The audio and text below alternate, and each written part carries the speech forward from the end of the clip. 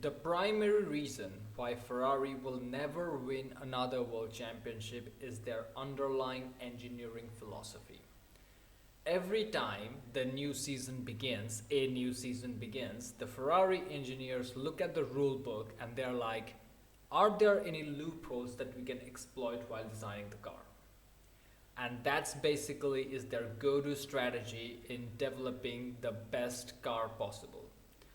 The other teams, on the other hand, they design the fastest possible car within the constraints of the guidelines, they innovate, they create a good foundation that can be developed through the years. Not Ferrari engineers. They think that if they can find a way to make a borderline illegal car, they will have some advantage. And this approach has fucked them from time and time again. And in this video, we will go through all of the times in which that approach has fucked them. The first one is from 2019 Formula One season, where Ferrari finished P2 in the constructor standings. The most interesting aspect about this season was the series of pole position from Belgium all the way to Japan. Ferrari had pole position in all of the 5 races. Charles Leclerc two back-to-back victories in Belgium and Italy. And one of the key things in the Italian Grand Prix that was very apparently noticeable, it was noticeable in Spa, but it was more noticeable in Italy because it was, back-to-back Grand Prix, was the straight line speed of Ferrari. Charles Leclerc was so easily defending against a charging Lewis Hamilton, who was deploying his battery, had the DRS open, was on better tires at the time in the race, and he was still incapable of passing Charles Leclerc. And if you again go and revisit the race, you will be surprised about how quick the Ferrari was in the 2019 after the Belgium Grand Prix, especially in the straight lines. And the reason is illegal car. You see, Ferrari in their 2019 Formula One car, they sent more fuel than allowed to the engine. Basically, they were burning more fuel, generating more energy. That's why they had good performance. And as a result of that, their straight line speed in Belgium, Italy, and all those other races after that was sky high. But after that, the FIA closed that loophole and they clarified it. They have basically added another fuel sensor in order to make sure that no other team cheat. And they have reached a private settlement. After thorough technical investigations, the FIA has concluded its analysis of the operation of blah blah blah power unit and reached a settlement with the team. The specifics of the agreement will remain between the parties. The reality is they have added a new double fuel sensor regulation and they have clarified the technical directive. And after the 2019 Formula One season, the performance of Ferrari, who were P2 in the constructors in that season, to the next season, they immediately became a midfield team. In 2020, if you look at the team standings, Ferrari was P6 in the constructor standings behind Renault. Like, just think about it. If you are behind Renault, Racing Point at the time, they were running the 2019 Mercedes, like that was the pink Mercedes. McLaren, Renault powered engines were faring significantly better than Ferrari. That's insane to me. Renault scored 50 more points than Ferrari. And if you think about it, Ferrari are not that far ahead from AlphaTauri Honda, the second, like the B team from Red Bull family. So the first instance in which Ferrari has tried to develop a borderline illegal car and they've been fucked because of it was the 2019 Formula One season. Thank God that the FIA was bankrolled by Ferrari, and still Ferrari has a lot of influence on the FIA and also the sport in general. And because of that, this investigation was not made public, but Ferrari did add a double fuel sensor to make sure that it doesn't happen again, and they have had a private settlement with the team. This was the first time. So the Ferrari team's engineers thought that, you know what, in 2019, we are getting butt fucked by Mercedes. So the only way we can go faster is by making our car illegal, rather than focusing our energy on, technical challenges and figuring out legal ways to make our car faster, maybe, aerodynamically efficient, whatever. I'm not an engineer, I'm just saying. Instead of thinking the legal way, they're like, you know what, if we want to beat Mercedes, let's just put more fuel in the engine, more than what's allowed by the regulations, and then our top speed, our straight line speed is going to be through the roof, and that's going to be enough. That's what Enzo Ferrari probably would have wanted. The next situation comes in the 2022 Formula One season. If you remember the 2022 Formula One season, you will recall that Charles Leclerc was leading the championship standings in the initial phase of the season. In fact, if you go and look at Charles Leclerc's performance, race by race, it was very impressive in the initial stages of the season. He was consistently on the podium, he was quite competitive, and in the initial phases he was leading the championship standings. But then technical regulation 39, TD39, so basically Ferrari had done it again. They had some illegal things. So 2022, beginning of the ground effect era. The ground effect era is marked by the fact that majority of the downforce of the car will be generated by the floor of the car. Hence, the closer you run the car to the ground, the better your performance will be, the better your pace will be. Now, the problem with that is that if you run the car too close to the ground, there will be a lot of skid block, like skid wear.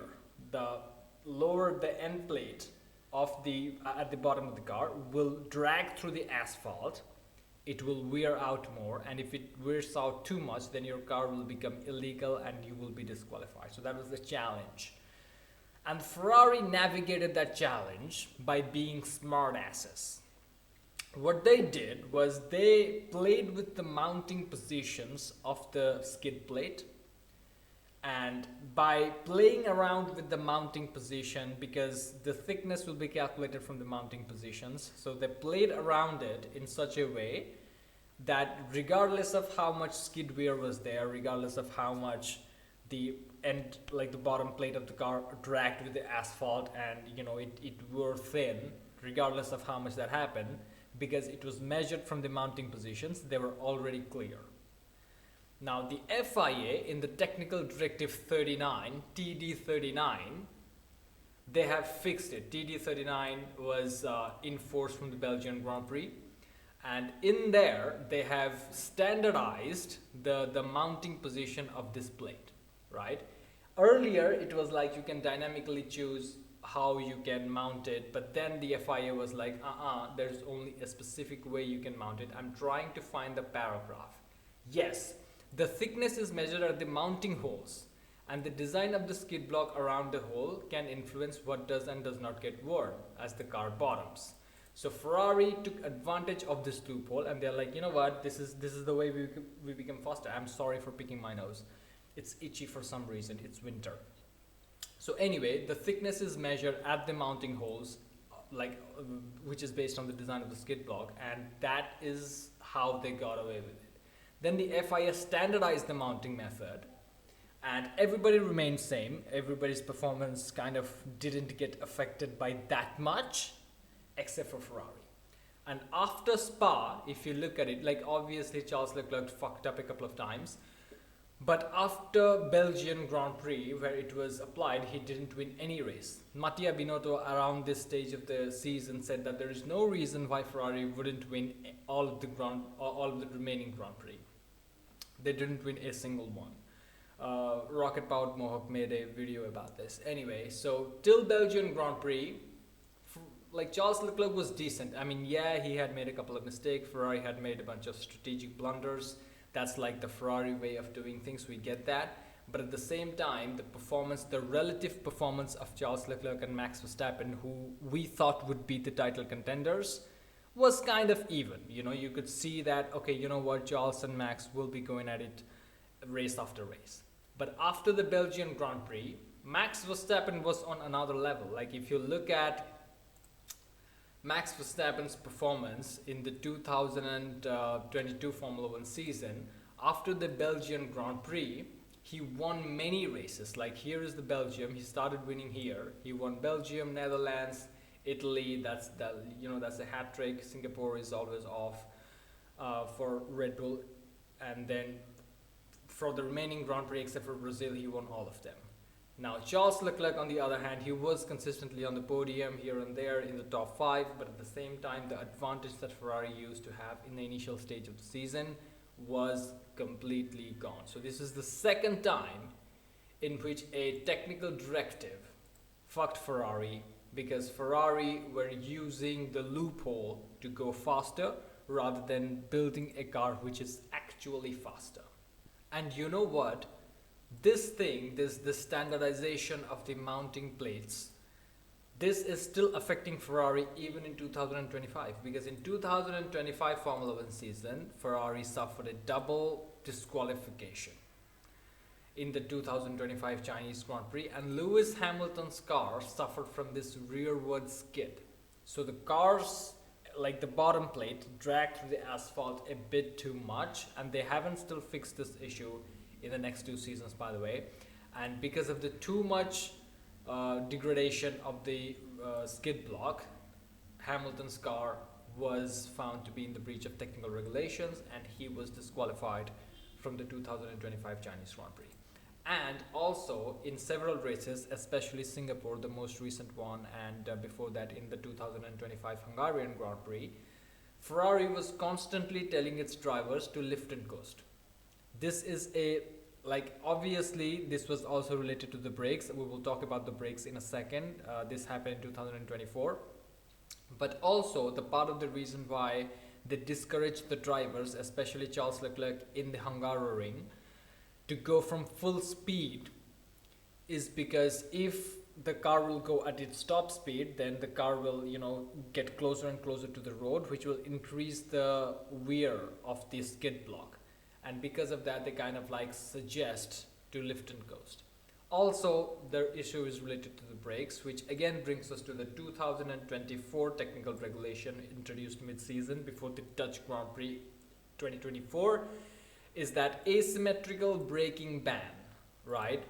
Now, the impact of this, it was difficult for us to see, we didn't see it straightforward. And when this asymmetrical braking thing was banned, everybody thought that they were targeting Red Bull, and also during this period of time, the performance of Max Verstappen was deteriorating, especially in the Dutch Grand Prix right after this technical directive was, public.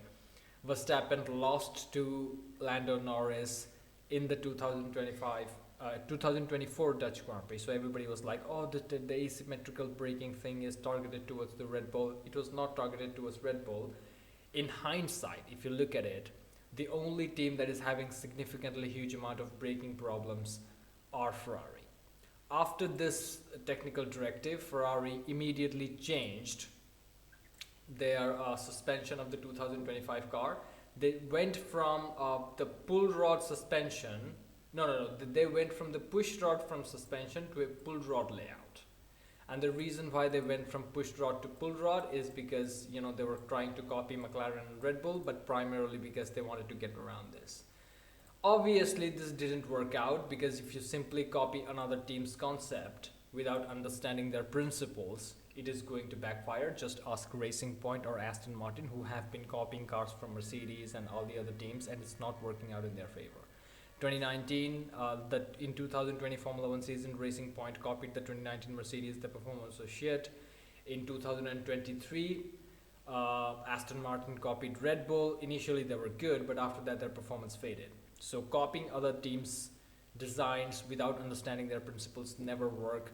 But obviously, the Italian incompetents will never understand this. Or should I call them the incompetent Italians? I don't know which is more grammatically proper. Anyway, the push rod suspension are working fine in 2024, if I'm being absolutely honest. Ferrari finished 14 points behind McLaren, which is the closest gap in the constructor standings, as the runner-up in the entire turbo hybrid era. So that's pretty good. But, these dumb motherfuckers are like, you know what, this is working, so we need to fuck things up. So they decided to copy McLaren and Red Bull to go from push rod to pull rod. This exacerbated their braking issues. And Charles Leclerc and Lewis have been told to lift and coast consistently after that. And in 2025, they also have this rearward skid degradation issue, which can technically disqualify the car. And this issue is all the way going back to the 2022 DD39 that we just talked a few minutes earlier. The point that I'm trying to make is that when they went from push rod to pull rod in the front, they remained same in the rear suspension. Their rear suspension was still pull rod.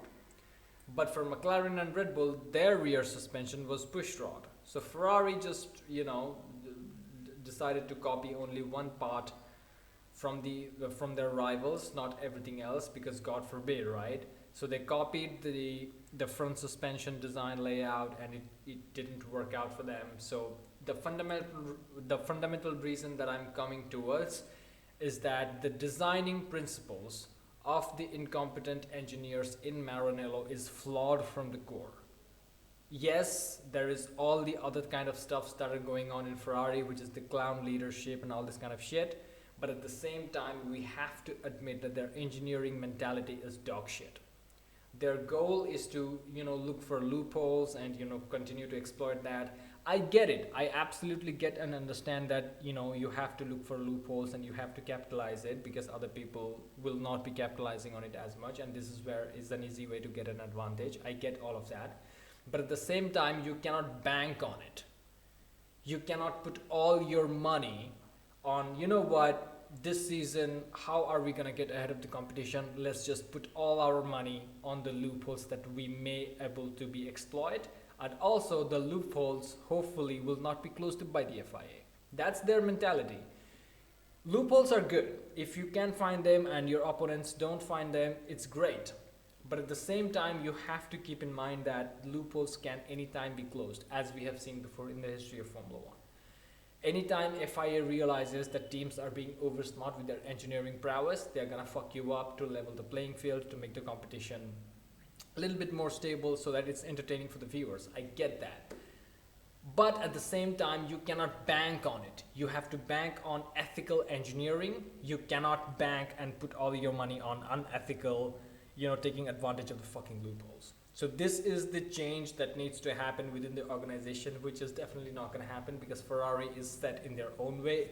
The only thing that they have is that Michael Schumacher won so much back in the day that it was different. When Michael was winning with Ferrari, you have to understand that F1 was an entirely different sport. The amount of resources that Ferrari had at their disposal, it was insane compared to all the other teams. The only team that I think came close to Ferrari was kind of like McLaren in terms of the resources, but at the same time, Ferrari were in a league of their own. They had the best engineers, the best strategists, the best drivers. They had their own test tracks. I mean, it was insane. Right now, in the age of cost cap, where everything is kind of leveled up and fair, and every team has multiple sponsors and they have their resources and stuff like that, now Ferrari is just a glorified midfield team. Once in a while, they'll win a race, they'll grab a podium, it will be emotional and people will celebrate, but they're never going to do it consistently over the course of a season. Definitely not enough to go ahead and win a Formula 1 World Championship. It's never going to happen again. And it breaks my heart because I'm a Lewis Hamilton fan. I wanted him to win with Ferrari. But that's how it goes sometimes. Thank you for watching, like and subscribe, and I'll see you in the next one.